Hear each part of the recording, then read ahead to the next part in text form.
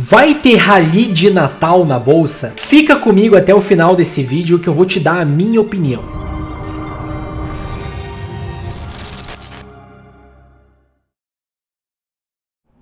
Olá! Seja muito bem-vindo a mais um vídeo aqui do canal. Eu me chamo Felipe da Bull, eu sou trader e investidor na Bolsa de Valores há mais de 8 anos. E hoje a gente vai conversar sobre tudo o que aconteceu na Bolsa de Valores e no mercado financeiro desde a última quarta-feira e que tá me levando a acreditar que finalmente a gente vai ter mais um rally na Bolsa nos próximos meses. Mas antes de mais nada, eu peço que você não se esqueça de deixar o seu like aqui embaixo e se inscrever no canal. Muito importante isso, tá? Quarta-feira passada, a gente teve a super quarta. Dia muito importante para o mercado e, consequentemente, para as bolsas, em que são anunciadas as políticas monetárias do Banco Central brasileiro e do Banco Central americano. Mais importante do que as decisões de taxa de juros é a sinalização que os BCs dão para o mercado sobre os próximos passos daqui para frente. Normalmente, as decisões de taxa de juros já estão precificadas antes das reuniões. Todo mundo sabe o que vai acontecer. O que surpreende é aquele discurso do presidente do Banco Central americano, o Fed, ou a ata do Copom. E dessa vez não foi diferente. O que surpreendeu o mercado positivamente foi a fala do Jay Powell, o presidente do Fed. Powell afirmou que o Fed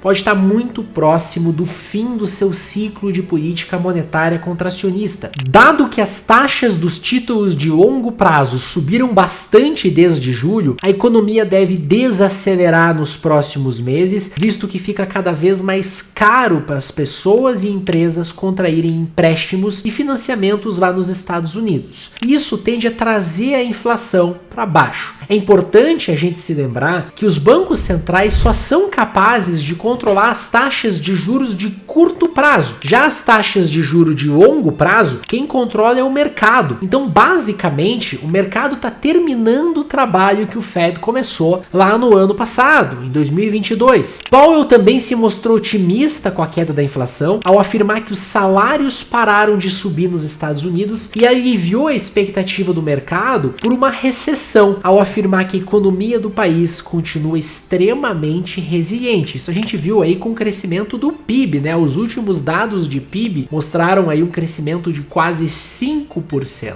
Bom, depois desse discurso, os mercados se animaram e não pararam mais de subir, tanto lá fora como aqui no Brasil. Além disso, os juros futuros voltaram a cair aqui. E é fácil a gente entender a lógica por trás de tudo isso. Quando o Fed começar a cortar os juros, a gente deve ver uma melhora no desempenho das ações e todo mundo quer antecipar esse movimento. Aqui no Brasil, o nosso Banco Central já está fazendo o terceiro corte de juros, mas desde então o mercado parece desanimado. Isso porque até a última super quarta, os investidores esperavam que os Estados Unidos fossem manter os juros altos por mais tempo, dando pouco espaço para uma Selic de um dígito aqui. Agora, parece que esse cenário está sendo repensado, recalculado. O quanto antes os Estados Unidos começarem a cortar juros, mais cedo a gente vai voltar a ver a Selic em um dígito. Não existe espaço para cortes de magnitude maior aqui se lá fora eles continuam aumentando o juro deles. Na primeira sinalização de que isso está chegando ao fim, o nosso mercado sobe e já antecipa movimentos de mais cortes futuros na Selic. Dá para entender mais ou menos como é que isso funciona? Lá fora, eles ainda estão reféns dos próximos dados de inflação para poder fazer esse movimento. A inflação ainda precisa voltar para a meta de 2% e atualmente está em 3,7% nos Estados Unidos. Quem assistiu meu vídeo sobre a importância de analisar o gráfico do petróleo sabe o quão importante essa commodity é para as futuras marcações de inflação. O petróleo é uma commodity altamente inflacionária. E adivinha só, o petróleo voltou a cair lá fora, perdendo um suporte importante no pregão de hoje. Mas chega de ficar falando e falando aqui. Vem comigo que eu vou te mostrar os gráficos. Então eu estou mostrando o gráfico do índice Bovespa aqui para você. Veja que na quarta-feira, após a decisão do Fed e após o discurso do Jay Powell, a gente fez uma alta de 1,7% no fechamento do mercado. Quinta-feira passada foi feriado, o dia de finados, então não teve pregão, mas sexta-feira o mercado ajustou a alta que a gente teve no exterior, eu já vou mostrar o exterior para você, e a gente subiu nada mais, nada menos do que 2,7%, uma alta muito forte para B3, tá? Para o índice Bovespa. Fazia muito tempo que a gente não via uma alta assim. E agora, início de semana, na segunda-feira e na terça-feira, o mercado continua subindo. Então veja que, tirando um pouco o zoom aqui,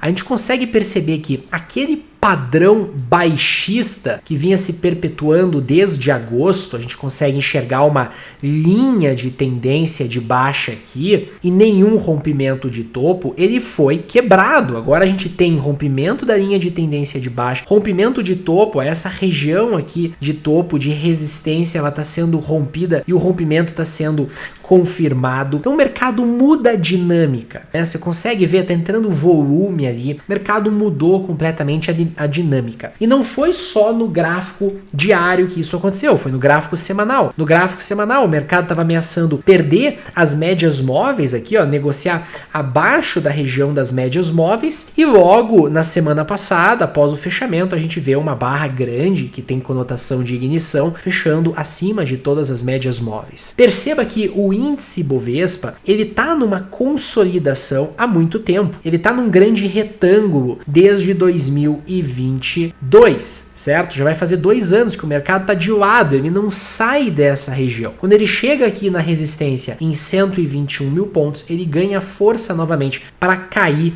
até a região de suporte lá por volta dos 98 mil pontos, 100 mil pontos, né? Ele fez isso várias vezes, fez isso em abril, maio, junho, a gente viu uma alta muito forte do mercado, na minha opinião, já precificando que o Copom ia começar a cortar as taxas de juros, e o mercado enfraqueceu a partir de julho, agosto, só que ao invés de ganhar força vendedora a ponto de voltar lá para os 98 mil pontos, 100 mil pontos, o mercado mostra força, o mercado está apontando as médias para cima. Eu acho que essa região aqui, ó, de resistência por volta dos 120 mil, 122 mil pontos, ela tem tudo para ser rompida se a gente tiver um novo rally começando, um rally que poderia ser o famoso rally de Natal, que dura aí, né, novembro, dezembro, janeiro, 3 meses geralmente de forte alta, voltando lá para o topo histórico, né? 131 mil pontos. Já imaginou bolsa renovando as máximas históricas outra vez? Mas o que invalida esse cenário? Invalida esse cenário se o mercado perder essa dinâmica que foi construída na semana passada e voltar a negociar abaixo das médias no gráfico semanal, né? Voltar para dentro dessa consolidação. Aí realmente vai estar mostrando muita fraqueza e é capaz da gente ir na outra direção. Mas eu acho pouco provável isso olhando o gráfico.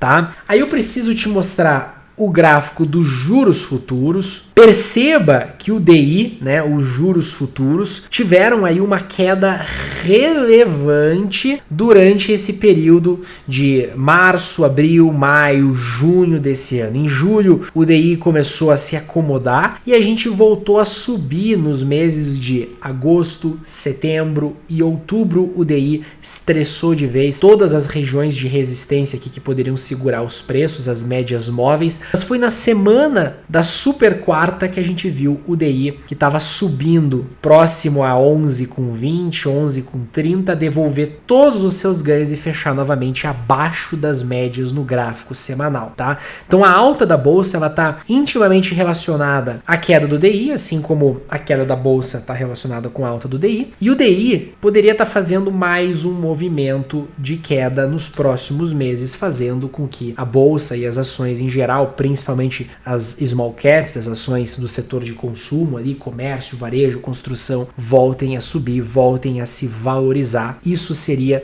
o rally que a gente tanto fala. Aí a gente tem o mercado americano, né? Veja que o S&P também, ele tava ali dando a entender que ia perder a tendência de alta dos meses de março, abril, maio, junho, julho. A partir de setembro ele começou a fazer um pivô de baixa, perdeu as médias móveis mais importantes, né? Tava dando a entender que ia começar um zigue-zague descendente, uma tendência de baixa, até que na semana da super quarta a gente viu essa barra gigantesca que a gente chama de barra de ignição, tem a conotação de iniciar um movimento maior. A partir dessa barra a gente pode esperar que o mercado volte a subir, inclusive possa estar fazendo um próximo rally, tá? Lembrando que um rally do S&P de magnitude parecida ou até um pouco menor do que a gente viu no início do ano, levaria o mercado americano para o topo histórico também, para as máximas lá de 2021. E com o Nasdaq não muda muito, tá, galera? O Nasdaq também. Para mim, o sinal dele foi o mais bonito de todos, tá? Ele perdeu uma zona de suporte algumas semaninhas antes da super quarta, e aí na super quarta puxaram o preço novamente acima das médias móveis, acima do suporte que havia sido rompido, barra de ignição, armadilha de alta, né? Armadilhou todo mundo que estava vendido, todo mundo estava esperando que os preços caíssem, esse pessoal provavelmente já foi estopado e agora deve estar comprando. Então eu tô otimista, sim, eu acho que se a gente tiver um rally no mercado americano, tudo indica para mais um rally no mercado brasileiro, e o Nasdaq também tá a poucos passos aí do topo histórico. Beleza, agora que você viu tudo o que está acontecendo, talvez fique no ar aquela pergunta: o que eu posso fazer? Como eu vou me aproveitar desse cenário? A minha dica para você é focar naqueles papéis que durante o período de queda da bolsa nos últimos 3 meses se mantiveram fortes, se mantiveram acima das médias. Geralmente esse tipo de papel vai liderar as altas do mercado daqui para frente se a gente tiver um rally. Então, ativos como o Pomo 4, que se manteve acima das médias móveis desde agosto, produziu ali um simples recuo até a média móvel de 21 períodos no gráfico semanal, pode se sair bem. Banco Inter, que durante todo o período ruim se manteve lateral, mostrando resiliência, pode ser uma boa pedida. Olha o gráfico da C&A, ou então da Vulcabras, da Valide, da Smartfit. Esses são ativos que devem estar no seu radar, porque mostraram resiliência, diferentemente da maioria dos ativos da bolsa. Diariamente e semanalmente eu faço lives aqui no meu canal, acompanhando o andamento da bolsa, podem te ajudar também. Bom, nós chegamos ao final do vídeo, gente. Eu vou pedir para vocês não se esquecerem de deixar o like aqui embaixo, se inscreverem no canal e compartilharem esse vídeo com seus amigos. Vou ficando por aqui, um forte abraço, fui!